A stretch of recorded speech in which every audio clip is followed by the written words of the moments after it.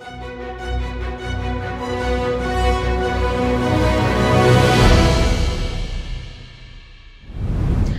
and welcome to the Morning Bulletin. This is Amina and you're watching HW News English.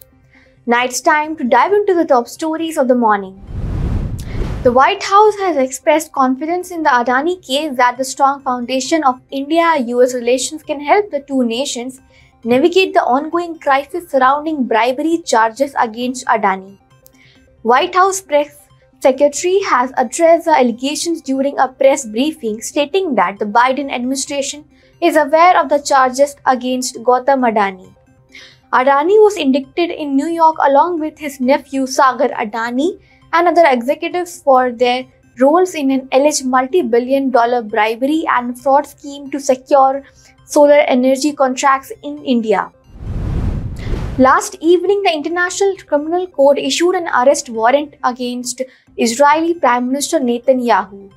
This is over alleged war crimes and crimes against humanity in Gaza. Hours after this arrest warrant, the Israeli Prime Minister hit back at the court for its anti-Jewish decision. In a video message, Netanyahu said the anti-Jewish decision of the International Court is a modern Dreyfus trial, and it will end the same way. Russia has fired an intercontinental missile targeting the Ukrainian city. This would be the first time such a powerful nuclear-capable weapon was used in a over 1,000-day war. However, after this claim by the Ukrainian Air Force, Russian President Putin said that Russia fired a hypersonic medium-range missile attack, showcasing Moscow's ability to strike the military installations of any country whose weapons were used against Russia.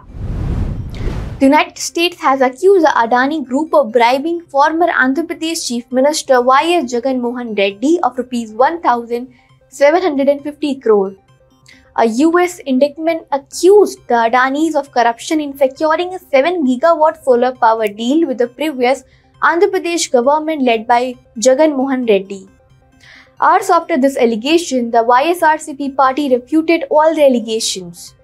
The party has denied any irregularities. YSRCP reiterated that the deal would benefit the state and that there was no direct agreement between Andhra Pradesh's power distribution companies and any Adani Group firm. Amid the escalating tensions in Manipur, BJP's JP Nadda has accused the Congress of sensationalizing the situation in the state. Now this comes from Nadda after Mallikarjun Kharge had written to President Draupadi Murmu requesting her to intervene in the deteriorating conditions in Manipur. Well, that's all for the morning bulletin. Till then, keep watching HW News English and download our app News Shorts to get the latest news and updates. Stay ahead with our cutting-edge news app. Instantly access the latest shorts in just 1 minute and breaking news in just 50 words. Download now for a smarter, faster news experience.